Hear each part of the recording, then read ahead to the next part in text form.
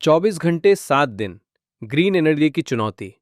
भारत के power sector में BESS का उदय। कभी बिजली उत्पादक कंपनियों को अपने बिजली उत्पादन को कम करने या कभी पूरी तरह से रोकने के लिए कहा जाता है।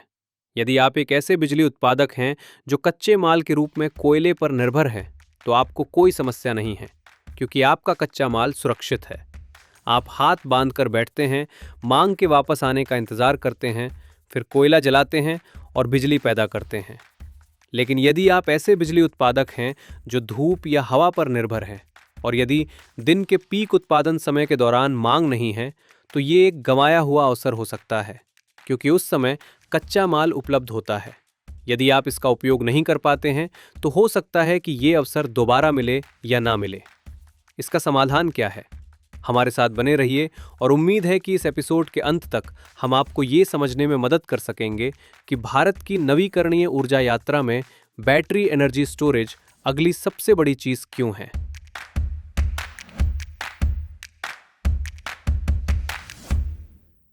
नमस्कार, द हिंदू के बिजनेस मैटर्स में आपका फिर से स्वागत है। मैं हूं भरत।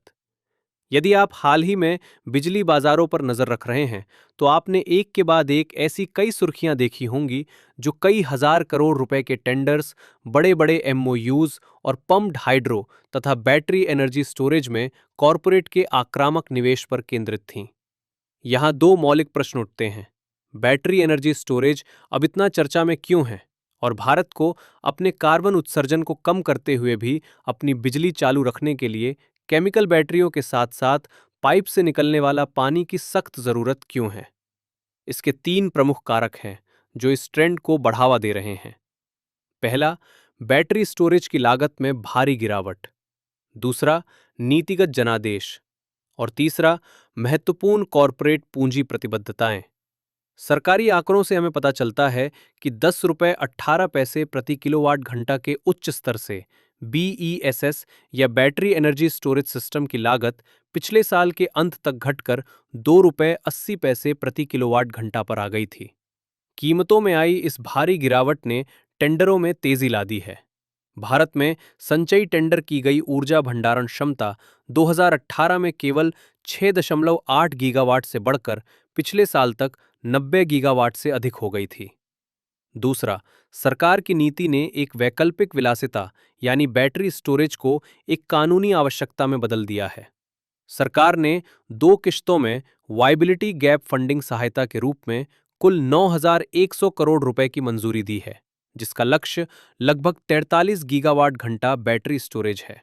बिजली वितरण कंपनियां, जिन्हें डिस्कॉम भी कहा जाता है, अब वर्ष 2030 तक स्टोरेज परिसंपत्तियों से 1% से शुरू करके कम से कम 4% तक बिजली की बढ़ती हिस्सेदारी खरीदने के लिए बाध्य हैं।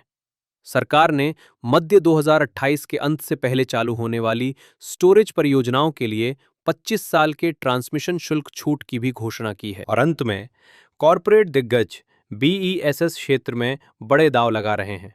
अडानी ग्रीन एनर्जी ने अकेले वित्तीय वर्ष 2027 में 100 गीगावाट घंटा बैटरी स्टोरेज जोड़ने के लिए 15,000 करोड़ रुपए का निवेश करने की योजना की घोषणा की है, जबकि वो गुजरात में पहले ही 3.37 गीगावाट घंटा प्रणाली चालू कर चुकी है। विक्रम सोलर ने तिरुनेलवेली के सिपकोट यूनिट में 1 मेगा बीईएसएस विनिर्माण सुविधा में 15,000 करोड़ रुपए से अधिक का निवेश करने के लिए तमिलनाडु राज्य के साथ एक समझौता ज्ञापन पर हस्ताक्षर किए हैं। सार्वजनिक क्षेत्र की प्रमुख कंपनियां भी इसमें शामिल हैं। गेल ने यूपी और महाराष्ट्र में 3,800 करोड़ रुपए की सौर परियोजनाओं के साथ बैटरी स्टोरेज को जोड़ा है। राज्य की उपयोगिता कंपनियां भी इसमें शामिल हो रही हैं, जैसे कि केरल की केएसईबी, जो कासरगोड में एक प्रमुख 500 मेगावाट घंटा 4 घंटे की प्रणाली सहित 5 बीईएसएस सुविधाओं का विकास कर रही है। पूंजी आ रही है, लेकिन भारत को इतनी तत्काल ऊर्जा भंडारण की आवश्यकता क्यों है? इसका प्राथमिक कारण नवीकरणीय ऊर्जा की मूलभूत चुनौती, परिवर्तनशीलता और ग्रिड परिघटना, जिसे डक कर्व कहा जाता है, के संयोजन पर आधारित है। दोपहर के समय भारत के सोलर फार्म आपके पावर ग्रिड को अपेक्षाकृत सस्ती बिजली से भर देते हैं, लेकिन जैसे ही सूरज ढलता है और सोलर फार्म उतने उत्पादक नहीं रह जाते जितने वे दोपहर में थे, लाखों परिवार अपने पंखे, लाइटें और एयर कंडीशनर चालू कर देते हैं, जिससे सूरज ढलने के बाद शाम के समय मांग में भारी उछाल आता है। इसलिए पूरे देश में शुद्ध बिजली की आवश्यकता दिन के दौरान कम और स्थिर होती है, जैसे कि स्क्रीन पर दिखने वाली बत्तख की पीठ, और शाम को ऊंची और तीव्र होती है, जैसे कि पक्षी की गर्दन। स्टोरेज विकल्पों के बिना ग्रिड ऑपरेटरों को दोहरी मार झेलनी पड़ती है, क्योंकि उन्हें दिन के समय सस्ती सौर ऊर्जा को कम या बर्बाद करना पड़ता है और फिर शाम को शाम की चरम मांग को पूरा करने के लिए अधिक महंगा जीवाश्म ईंधन आधारित बिजली खरीदनी पड़ती है। लेकिन भारत इसके लिए केवल बैटरियों पर ही निर्भर नहीं रहेगा। केंद्रीय विद्युत प्राधिकरण का अनुमान है कि 2032 तक आवश्यक 411 गीगावाट घंटे में से लगभग 236 गीगावाट घंटे बैटरी एनर्जी स्टोरेज से आएंगे, जबकि 175 गीगावाट घंटे पम्प्ड स्टोरेज प्लांट्स पीएसपी द्वारा पूरे किए जाएंगे। लेकिन दोनों क्यों? क्योंकि दोनों मौलिक रूप से अलग अलग काम करते हैं। बैटरी एनर्जी स्टोरेज एक धावक की तरह काम करता है। ये कम अवधि, आमतौर पर 2 से 4 घंटे के लिए चरम मांग को पूरा करने में मदद करने के लिए एक त्वरित प्रतिक्रिया प्रदान करता है, और बीईएसएस के लिए कारखानों को आमतौर पर 18 महीने से कम समय में चालू किया जा सकता है। पम्प्ड स्टोरेज हाइड्रो प्लांट्स या पीएसपी मैराथन धावकों की तरह काम करते हैं। वे एक विशाल जल बैटरी की तरह कार्य करते हैं। दोपहर में सौर ऊर्जा के सरप्लस के दौरान अतिरिक्त बिजली निकले हुए पानी को निचले जलाशय से ऊपरी जलाशय में पंप करती है। शाम के चरम घंटों के दौरान वही पानी टरबाइनों से होकर नीचे बहता है ताकि बिजली पैदा की जा सके, जिसे 6 से 10 या उससे अधिक घंटे की लंबी अवधि में तैनात किया जा सकता है। यद्यपि पम्प्ड हाइड्रो स्टोरेज प्लांटों के निर्माण में लगभग 5 से 6 वर्ष लगते हैं, उनकी परिसंपत्तियां कुल कम स्वामित्व लागत पर लगभग 50 वर्षों तक चल सकती हैं। और यहाँ हम पीएसपी या पम्प्ड स्टोरेज प्लांट्स में प्रमुख निवेशों पर नजर डालते हैं। मेघा इंजीनियरिंग ने 2160 मेगावाट के संयंत्र के लिए लगभग 11,000 करोड़ रुपए की प्रतिबद्धता जताई है। अडानी समूह ने 1,350 मेगावाट के पीएसपी संयंत्र के लिए 5,000 करोड़ रुपए के समझौते पर हस्ताक्षर किए हैं। आंध्र प्रदेश में नवयुग इंजीनियरिंग ने एएसआर जिले में 14,300 करोड़ रुपए के संयंत्र का प्रस्ताव दिया है।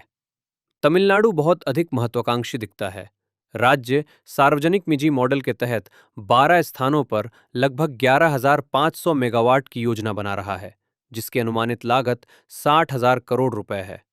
महाराष्ट्र में वेलस्पन न्यू एनर्जी ने पुणे और रायगढ़ में 1.2 गीगावाट की पम्प्ड हाइड्रो परियोजना के लिए 5,000 करोड़ रुपए के समझौते पर हस्ताक्षर किए हैं। और ये सभी निवेश निश्चित रूप से भविष्य को थोड़ा उज्ज्वल बनाते हैं, लेकिन वर्तमान का रुख बहुत गंभीर है।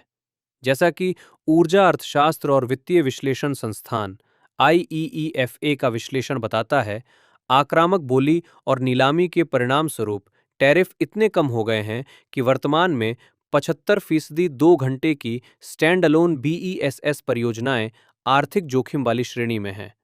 डिस्कॉम के साथ पीपीए बिजली खरीद समझौतों पर हस्ताक्षर करने में देरी, इंटरकनेक्शन के मुद्दे और उच्च वित्त पोषण लागत मुख्य बाधाएं बनी हुई हैं। ये हमें उस जानकारी के अंश की ओर लाता है जो हमारे पास आपके लिए प्रत्येक एपिसोड में होती है।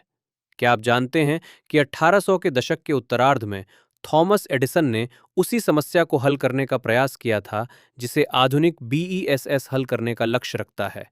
शाम की रोशनी के लिए दिन की बिजली का भंडारण।